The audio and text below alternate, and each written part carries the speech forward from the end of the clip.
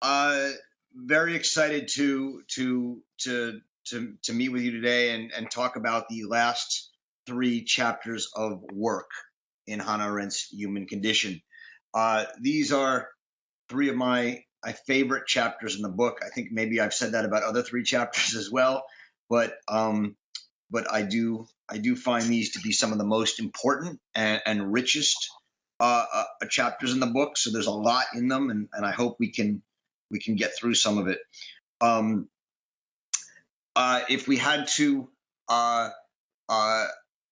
remind ourselves of the importance of what work is and where these chapters are, let's remind ourselves that work separates itself from labor, both in the sense that the work is the work of our hands, where the labor is the labor of our bodies, but more importantly, in that labor is a cyclical process in which we consume everything, and there is nothing left over.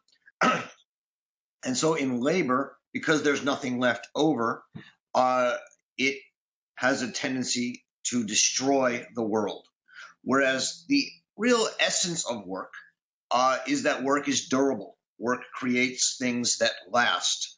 And thus work creates the things that last and endure and lead to a durable human-made world.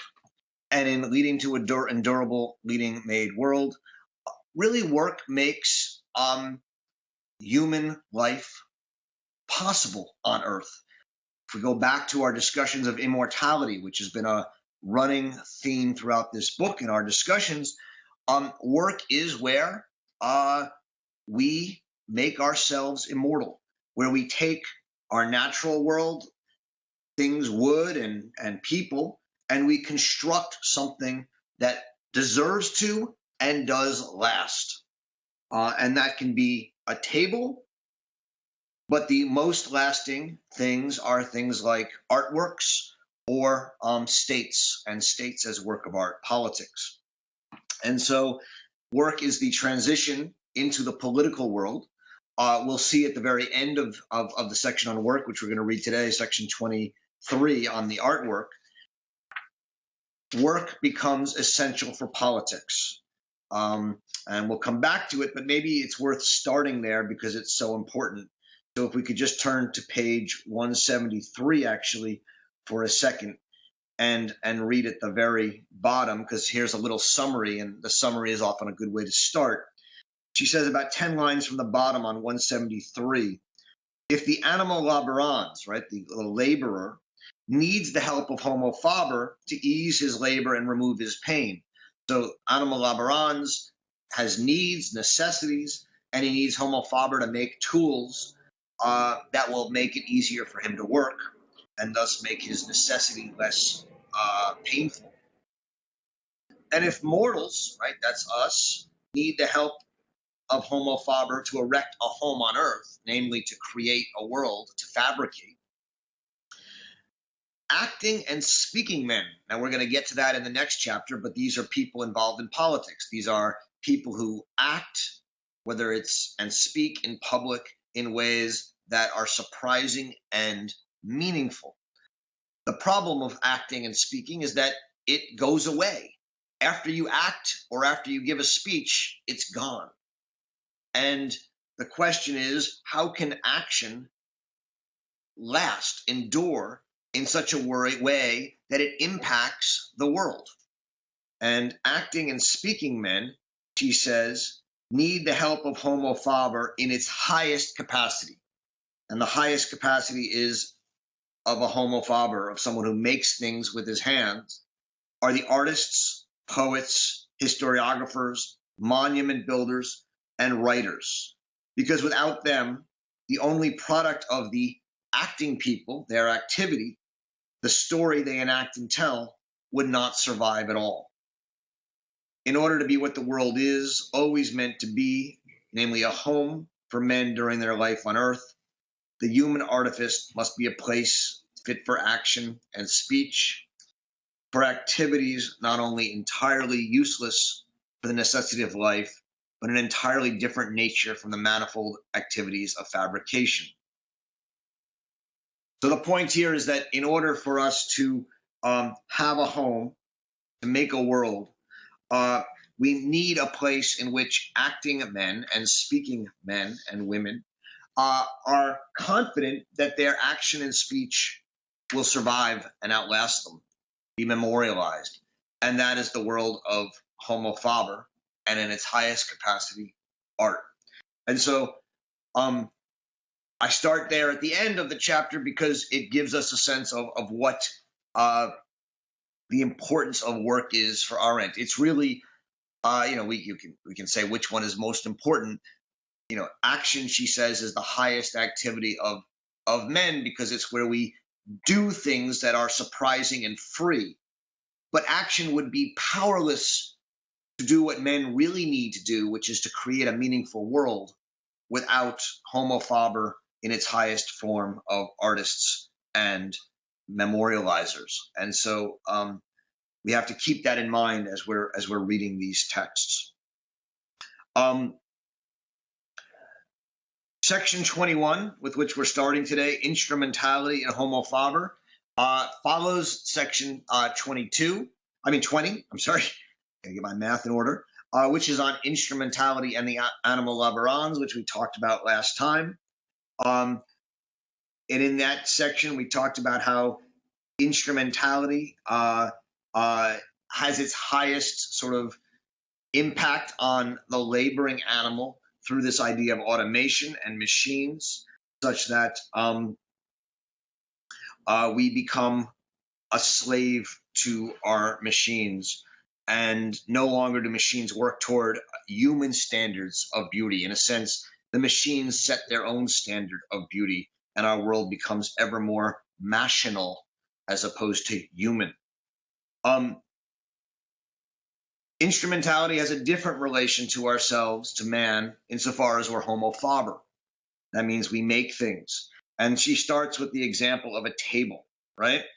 The end justifies the violence done to nature to win the material, as the wood justifies killing the tree, and the table justifies destroying the wood. The point is that anytime you make something with your hands, like a table, you do violence to the world. You destroy a tree, and then you destroy the wood, but you do so towards an end.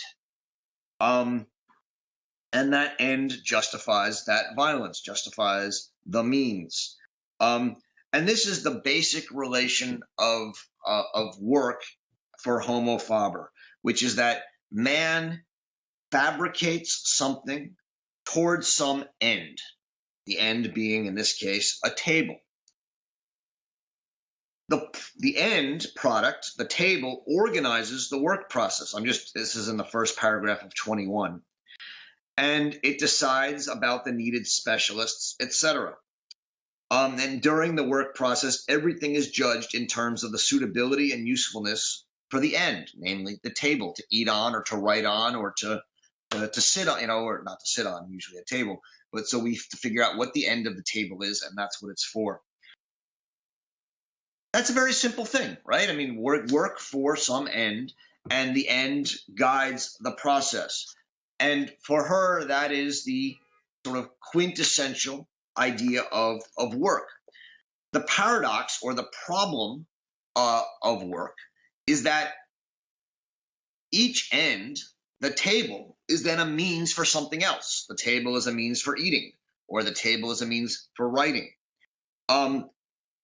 And so we have a chain of ends that, when we put them together, makes it seem like all ends are means. And there's thus a danger that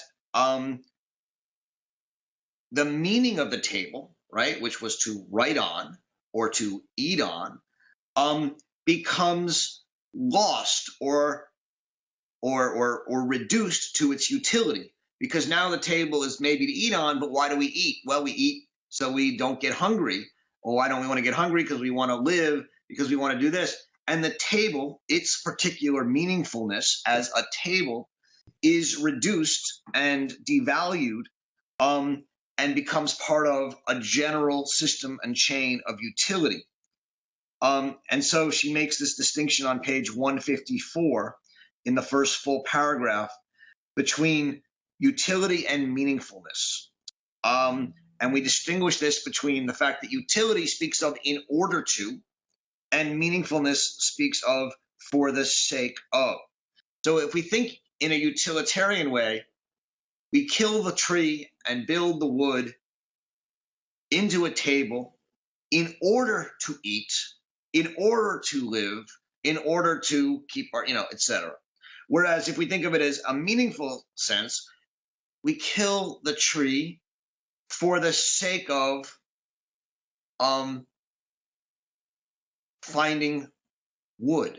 And we kill the wood to make a table for the sake of a table, not in order to. And she says this is an important distinction for her. But the problem is that in a utilitarian society, meaning is simply reduced to utility. Why do we make the table, kill the wood to make the table? In order to eat. We lose the idea of speaking of for the sake of. The table is reduced in its understanding to a tool for in order to, and is not thought of as an end in itself for the sake of a beautiful table or a table that will last and endure. And this is for her the beginning of and the problem with this with utility. The only escape from this overbearing and overwhelming rise of utility is that you find some end that is an end in itself, that is not in the chain of ends. And that's why she engages in this discussion of Kant and Plato here at the end of this chapter, where she's trying to talk about the efforts of people like Kant and Plato and others to discover some end in itself that is not reducible to simply means. On page 156, there's just a couple lines that are worth reading here. At the very top of the page 156, she writes, the reason, of course, and the reason here is that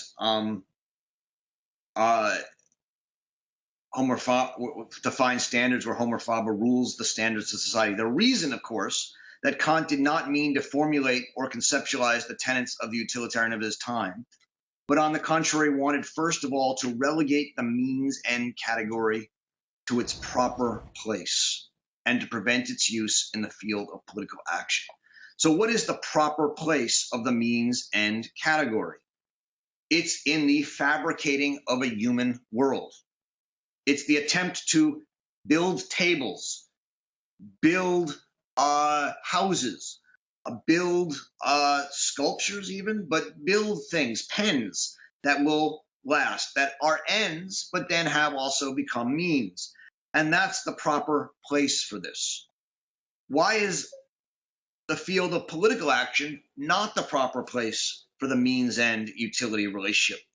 Because for Arendt, in the political field,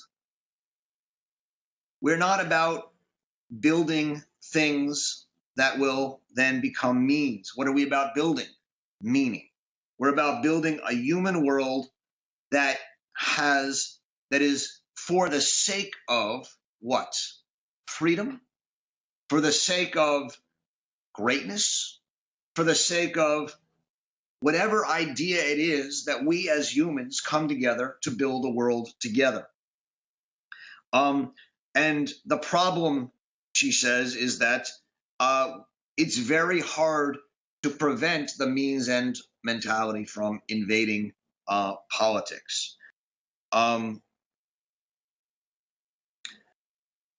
the very bottom of this paragraph, let's read this last sentence or two. about 8 lines up, not even Kant, right? Not even Kant could solve the perplexity or enlighten the blindness of Homo faber with respect to the problem of meaning, without turning to the paradoxical end in itself. And this perplexity lies in, one, the fact that while only fabrication with its instrumentality is capable of building a world, so only in fabricating and thus using instrumentality can we humans build a world. And two, this same world becomes as worthless as the employed material, a mere means for further ends, if the standards which govern its coming into being are permitted to rule it after its establishment. So if we then judge the world according to its utility, the world will become simply an object of utility. And the danger she's here referring to, one that many of these philosophers are struggling with, is that we come to see not only wood and trees as means to an end, but all of nature and all of the earth lose their meaning and value in themselves, and they only come to be valuable as means to whatever end we set them to.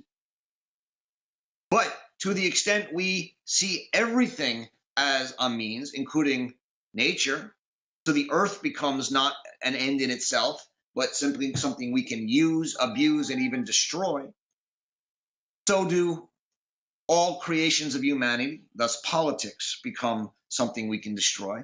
And of course, the most earthly of all beings is man himself. The danger, of course, is that man himself will become simply another human resource. Right? I've mentioned this before, but the overarching danger here is inherent in our language of human resources or natural resources. The idea that all things, including humans, become mere means, and there's no absolute value. And we're a little slow here, but I'm gonna try and, I just want to look at this one paragraph on page 157. The issue at stake is not instrumentality, right? The use of means to achieve an end. And what she means by that is, of course, instrumentality is important and good, and it has its place. But the issue is the generalization of the fabrication experience. So the generalization of this experience of means ends, of utility, in which usefulness and utility are established as the ultimate standards for life and the world of men. It's the generalization of this idea beyond its proper place, which is in fabrication, such that there are no limits on utility. And so a couple of lines down, she says, the instrumentalization of the whole world and the earth, this limitless devaluation of everything given, this process of growing meaninglessness where every end is transformed into a means and which can be stopped only by making man himself the Lord and master of all things, does not directly arise out of the fabrication process, right? This is not simply a matter of the fabrication process that man becomes the Lord and master of the earth. The citation here is both Nietzsche, right, that the will to power overcomes everything, and man is simply a will to constantly overcome, and there is no absolute value. The Umwertung aller Werte, the devaluation of all values in Nietzsche, is part and parcel of the will to power, that the only value that we recognize is power, which is overcoming and thus turning everything that is into a means to something else. So this does not directly arise out of the fabrication process, for from the viewpoint of fabrication, the finished product is as much an end in itself, an independent, durable entity, right? That's okay. Only insofar as fabrication chiefly fabricates use objects does the finished product again become a means. And only insofar as the life process takes holds of things and uses them for its purposes does the productive and limited instrumentality of fabrication change into the limitless instrumentalization of everything that exists. So this is the change she's talking about, where we move from the limited place a fabrication in its proper place to the limitless fabrication and instrumentation of everything that exists. So I'm going to move on in the interest of time now to section 22. I'll spend a little less time on this so that we can have some more time on 23. If the main point of section 21 is that life changes instrumental fabrication from limited making of a world to the limitless destruction of all world and values and meanings, right? That's chapter 21. Chapter 22 says that the public world in which that happens is the world of the marketplace. The craftsman in the marketplace appears in public. We replace the polis and the place where people came to debate, the Parthenon and the meeting ground of citizens for debate, with marketplaces where you meet to trade.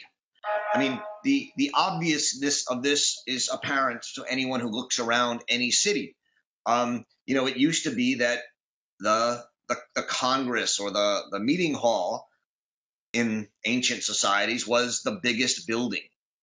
You look back to the Athens or to Rome.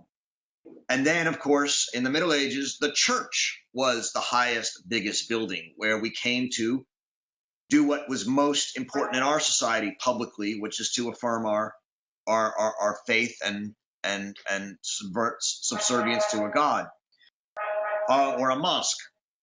But in our world, of course, the buildings that are biggest are shopping malls and houses of finance and business.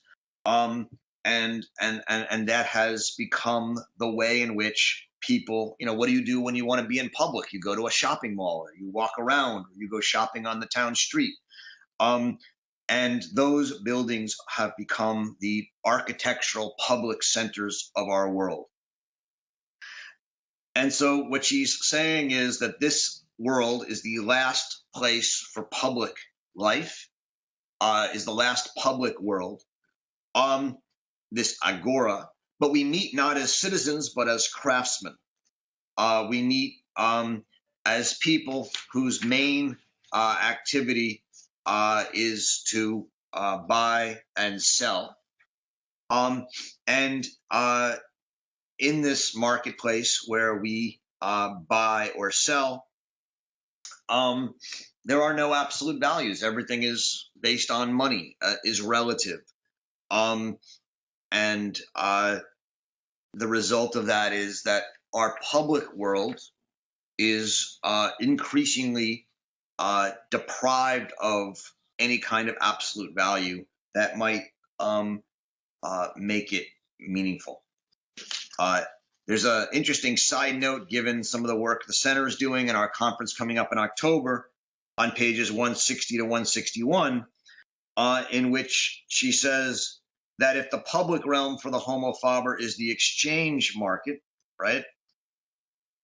What we exchange in the public realm is our esteem based on the products that we make or sell. And the people who make such things can only make them in privacy, the privacy of the guarantee of isolation, without which you can't produce a work.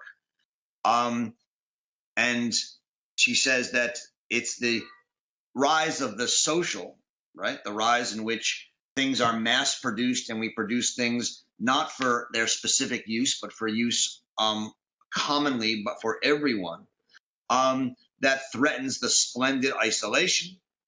And that also threatens the idea of excellence, of creating things that are excellent. Because if there are no absolute values, and if everything is about relative values of use, we no longer are interested or able to produce things that will be excellent, and thus that will deserve to and will last and endure.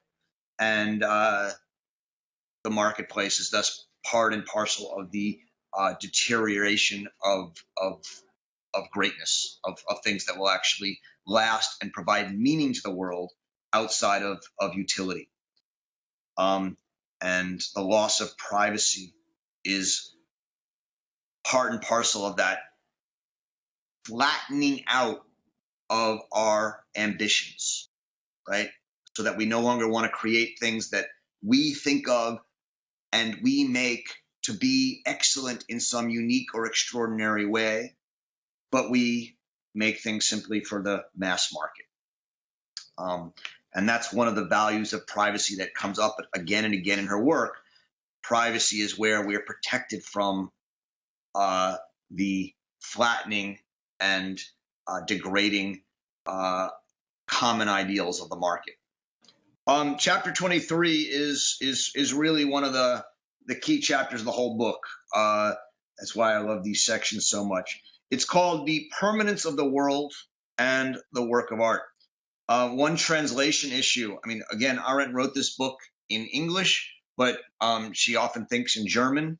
And if you look at the German edition of the book, which she wrote, it's called, the word for permanence is Beständigkeit, which is a German, one of those crazy German words, but it means bestandingness, a standing firm and lasting of the world and the work of art. And so permanence has some of that sense, but I think it's important to hear it as standing, as staying, as lasting in that way. There's so much in this chapter that it's hard to know exactly where to begin, but let's just read the first sentence just to orient ourselves.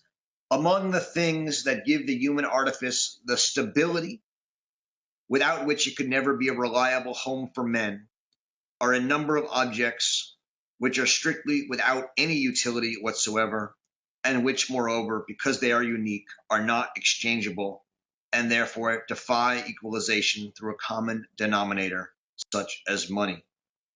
If they enter the exchange market, they can only be arbitrarily priced. All right, so the things that give the human artifice, this is a word we keep coming back to, the fact that man artificially makes the world in which he lives, which conditions his existence, and thus helps make the human condition. And there are great deeds that deserve to be and are remembered in stories and artworks and tales that then become part of the resource, the part of the world that we live in and condition us. So the stories of Achilles, Chartres Cathedral, the White House, Abraham Lincoln, these are stories we tell, monuments we visit, artworks we see or hear that become part of the common world, the artificial world, the human artifice. And while there's always new ones being created, the fact that some of these continue to exist give this human artifice some stability, without which it would not be a reliable home. Humanity needs constant change, but it also needs a home. It needs some stability. Man can't exist, for Arendt, simply with newness. And art, as the useless things that we make, that have no utility whatsoever, are the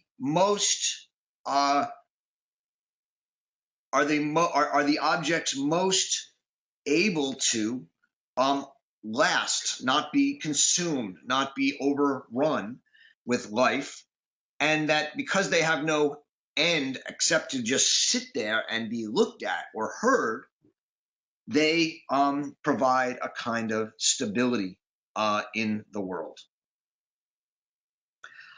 And they have this outstanding permanence, if you look at the first sentence of the next paragraph, and thus they are the most intensely worldly of all tangible things. Their durability is almost untouched by natural processes. Of course, that's not entirely true. Artworks decompose or paints chip and fade. books are tattered or etc., but they last much longer than other things, and they are a representation of the stability of the human artifice that can never be permanent, but they represent the aspiration in certain ways to permanence and the tangible presence in the world of the idea of immortality. So if you look at the end of that paragraph, which is on now 168 of the continued paragraph, she says, it is as though worldly stability, this is about 4 lines from the bottom of that paragraph, it is as though worldly stability had become transparent in the permanence of art, so that a premonition of immortality, not the immortality of the soul or of life, but of something immortal achieved by mortal hands, has become tangibly present to shine and to be seen, to sound and to be heard, to speak and to be read. And so work, which includes making tables and pens and houses, has its highest and most worldly aspiration and success in providing some level of immortality to the human world. The source of artwork, and this is important for her, is in thought. Thought, not in feelings, right? So this is where, I mean, these are controversial statements if you're an artist, and there's a lot of artists who read Arendt, but expressionism for Arendt is an illegitimate idea of art. She doesn't think expressionist art is art. Because feelings for her or needs or wants are not individual and not unique. They're not matters of thought. They're connected to man's social existence, and they're matters, she says, of emanation rather than creation, in the middle of 168. Thought is related to feeling and transformed its mute and inarticulate despondency as exchange transforms naked greed of desire and usage transforms the desperate longing of needs, until they are all fit to enter the world and to be transformed into things to become reified. So we need to transform feelings and needs into thought. And insofar as expressionist art seeks to sort of throw the feelings right onto the page or right onto the canvas without the mediation of thinking, she finds it not worthy of the greatness and the endurance of art and things that will last. You need to think privately, right? And this is one of her points. You can only think in privacy, because in privacy you're outside of the social realm, of the world of opinion, what others think, and you can think for yourself uniquely. And thus, art, she says, is a process of transfiguration, and this is on 168 at the bottom.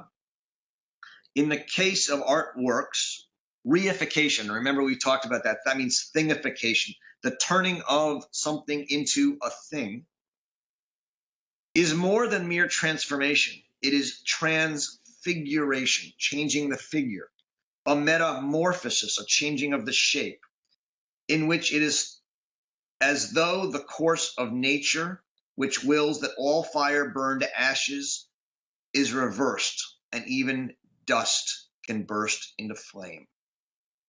Works of art are thought things. And the citation here is to Rainer Maria Rilke's poem Magie, or Magic. And the key line is she gives it in German.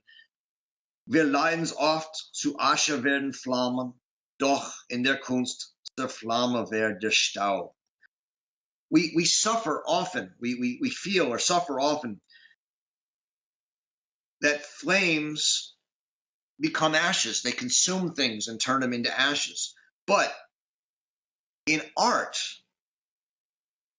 dust or the ashes are turned into flames. What art does is it turns things into beautiful things. It turns ashes into flame. And this, she says, happens somehow in the transfiguring process where thought is brought onto the material. And thus she calls art thought things, which can only happen in private. The next thing I want to say is that for her, poetry is the most human art, in that it's spoken and thus has the least materiality. And yet, to the extent it's memorized and has rhythm and rhyme, it too can be part of the public world, which is why for her poetry has to rhyme, which of course is another controversial aspect of in the art world today, because so much of poetry is non-rhyming poetry today in modern free verse. But for her, it's not an aesthetic per se. It's that poetry, in order to be art, has to be memorable. And you're not going to memorize something that doesn't have structure and rhyming structure to it. And so that becomes deeply important for her.